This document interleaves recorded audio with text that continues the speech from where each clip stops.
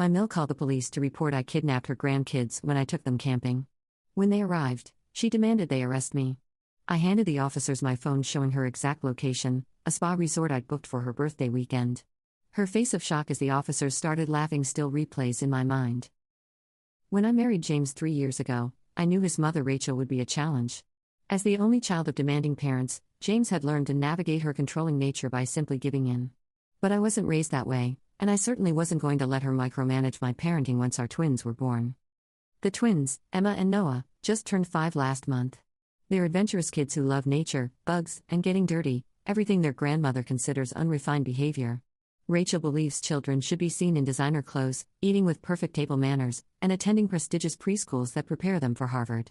She's never hidden her disapproval of my more relaxed parenting style, often making comments about how I'm ruining those children with all that nature nonsense. The breaking point came last month when I planned a weekend camping trip for the twins' spring break. James supports these adventures but couldn't join due to a work conference. Rachel immediately inserted herself into the situation, calling it irresponsible to drag those babies into the wilderness without proper supervision. She suggested instead that the twins stay with her while I do something more appropriate for young mothers, like visiting a spa. I firmly but politely declined, explaining that I'd been camping since I was their age and had extensive experience. The twins were thrilled about sleeping in a tent and toasting marshmallows over a campfire. Rachel's face turned that particular shade of red that James calls danger mode, but she didn't push further. I should have known better than to think she'd accepted my decision. The morning of our departure, we packed the car with sleeping bags, groceries, and the twins' favorite stuffed animals. I'd chosen Pine Lake Campground, just 2 hours from home, with proper facilities and other families around. As we pulled out of the driveway, I noticed Rachel's car parked across the street, but thought nothing of it. She often drives by to check if we're maintaining the lawn to her standards. The campground was beautiful, tall pines, a crystal-clear lake, and well-maintained facilities. Emma squealed with delight when she spotted chipmunks, and Noah immediately wanted to skip stones. After setting up our tent, we spent the afternoon hiking the nature trail and collecting interesting rocks and leaves for the scavenger hunt I'd organized. The twins were dirty, happy, and exactly where kids should be. Around dinner time, as I was teaching the twins how to roast hot dogs over our camp stove, real campfires weren't allowed due to dry conditions, my phone buzzed with a text from Rachel, "Where are you?" The twins need proper nutrition. I sighed and replied that we were having dinner at the campground.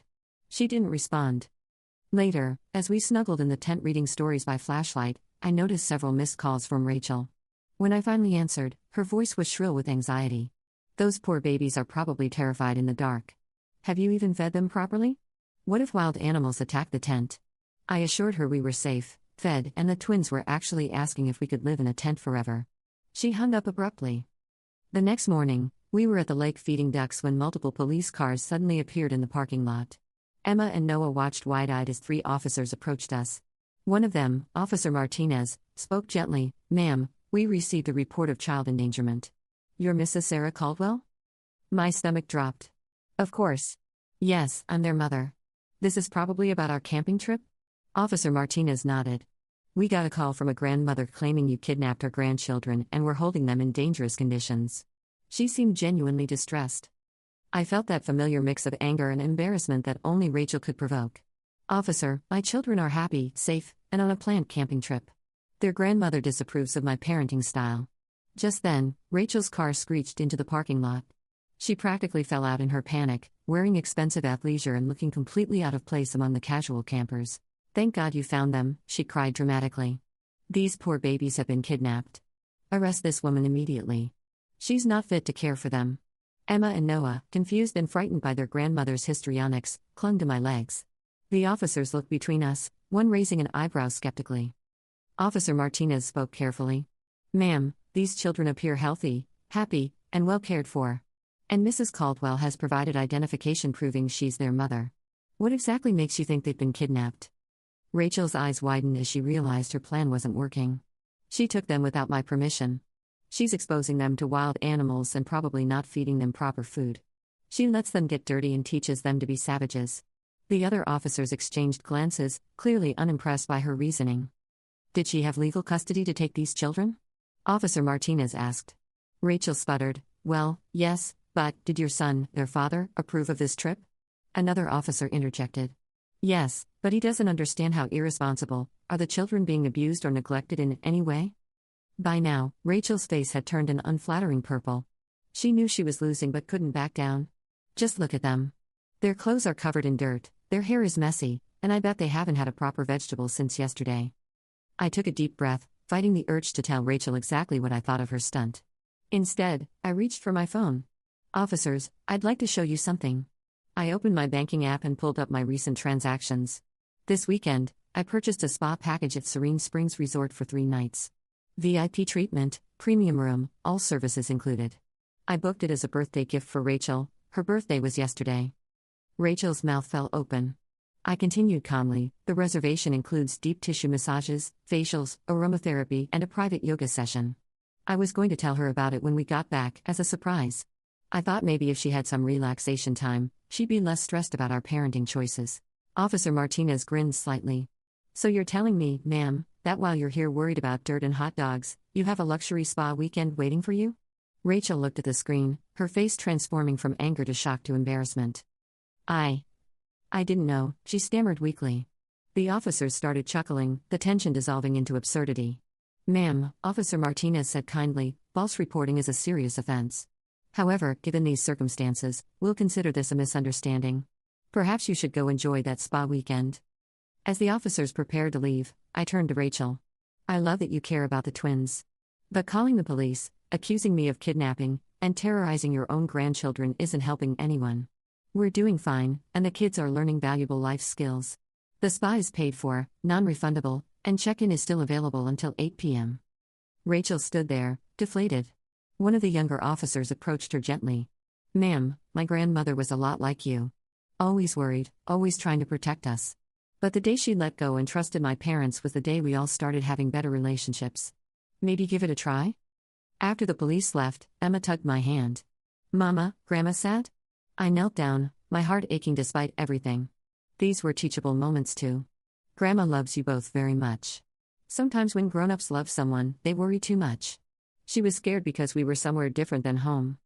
Noah, ever the peacemaker, ran to Rachel and hugged her legs. "Grandma, see our rocks?" He held up his collection of perfectly ordinary pebbles that were treasures to him. Rachel looked down at her dirt-covered grandson, and for a moment, I saw something shift in her eyes. The rest of that afternoon was surreal. Rachel didn't leave. Instead, she followed us at a distance as we explored more of the campground. She didn't participate, but she didn't interfere either. When the twins asked if Grandma wanted to see them skip stones, she actually sat on a bench nearby, watching Noah's terrible technique and Emma's surprising natural ability. That evening, as we roasted marshmallows and made s'mores, Rachel approached our campfire. "May I sit?" she asked stiffly. The twins cheered and patted spots next to them on the log.